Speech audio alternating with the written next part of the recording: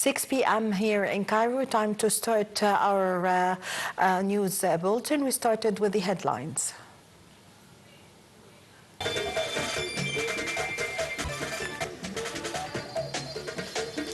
President Abdel Fattah al-Sisi meets Eritrean counterpart on bilateral ties and African developments.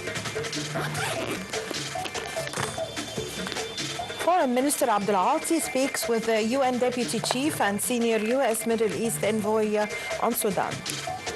And over 100 Palestinians martyred in heavy strikes on Gaza over the past 24 hours in ceasefire breach.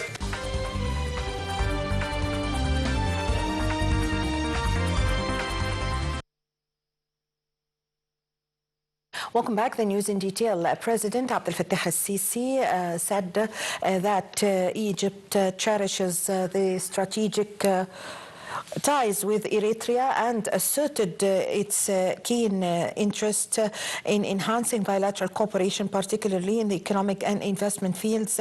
The president made these remarks in a meeting with visiting Eritrean President Asias Afwerki, lauding the African leaders' participation in the inaugural ceremony of the Grand Egyptian Museum. The meeting touched on regional developments of mutual concern, with President Sisi reiterating Egypt's supportive stance to the sovereignty and territorial integrity of Eritrea. The two sides agreed on the necessity of ending the conflict in Sudan while maintaining its unity and rejecting any attempts to create parallel entities on its soil.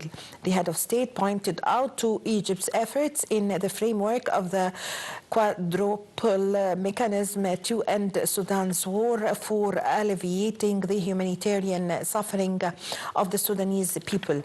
Both leaders also have renewed commitment to the trio communique issued by presidents of Egypt, Somalia, and Eritrea, in which they pressed for respecting the international law principles, top of which is the stability, sovereignty, and unity of Somalia.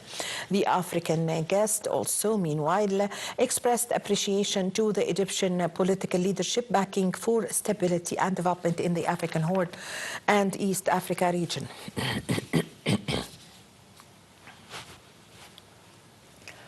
President Abdel Fattah al-Sisi today met Kuwaiti Prime Minister Sheikh Ahmed Abdullah Al-Ahmed Al-Sabah, lauding the deeply rooted historical ties binding both countries on the popular and official levels.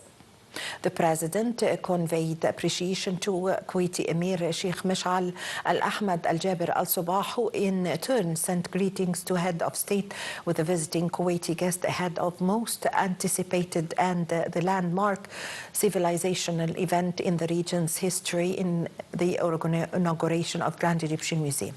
The two sides expressed a desire and willingness to boost bilateral ties, building on outcome of President Abdel Fattah al-Sisi's visit in April 2025, where he welcomed the Kuwaiti investments in the national market. The meeting also touched on unfolding conditions in the region, with Kuwaiti Prime Minister hailing Egypt's efforts for brokering a ceasefire deal for ending Gaza war and launching reconstruction there being pivotal to restoring regional peace, security, and stability. Prime Minister Mustafa Madbouli today held expanded talks with Kuwaiti Prime Minister Sheikh Ahmed Abdullah Al-Ahmed Al-Sabah. The meeting focused on bilateral ties, with the two sides agreeing on boosting cooperation in different fields and sectors.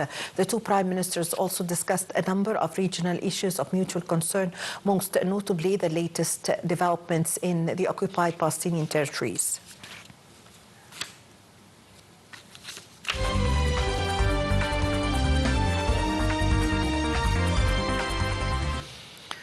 Minister of Foreign Affairs, Migration and Expatriate Affairs Badr Abdel Ati today reiterated Egypt's firm stance regarding the Sudanese sovereignty and territorial integrity, while its rejection of any attempts to divide the country.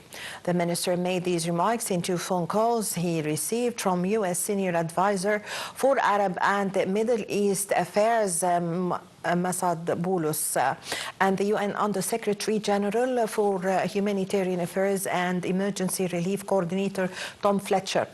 Egypt's top diplomats stressed the necessity of abidance by a communique issued by international ending the Sudan's conflict in order to reach an active humanitarian truce.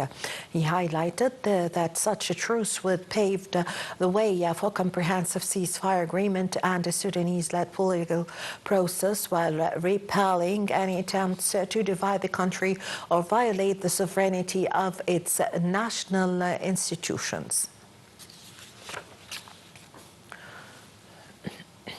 UN Chief Antonio Guterres have called for an immediate end to military escalation in Sudan today after reports that more than 460 people were shot dead in maternity hospital by the anti-government militants.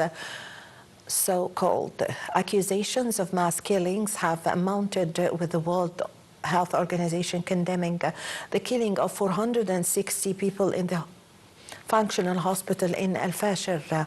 Also, the UNICEF representative to Sudan said that the situation in Al Fashir was an absolute catastrophe, with thousands of children already suffering from disease and famine before the takeover of the city.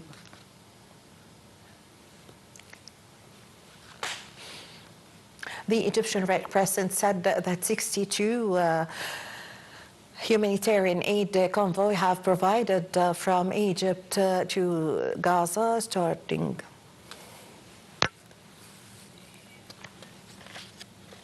The Egyptian Red Crescent said that the 62nd humanitarian aid convoy provided from Egypt to Gaza started entering the war-torn strip today via a sub-portal of Rafah border crossing to Karam Abu Salim al-Awja border crossings. The convoy, part of an Egyptian organized initiative called Zad al-Izza, aims to alleviate the humanitarian suffering of Gazans.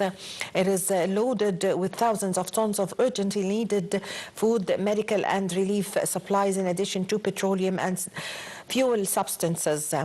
As he visited the Aid Logistics Center in Al Arish city, as well as Al Arish Public Hospital, where wounded Palestinians are admitted, the French ambassador in Cairo praised Egypt's efforts for halting the war in Gaza and ensuring the continued access of humanitarian aid to the people.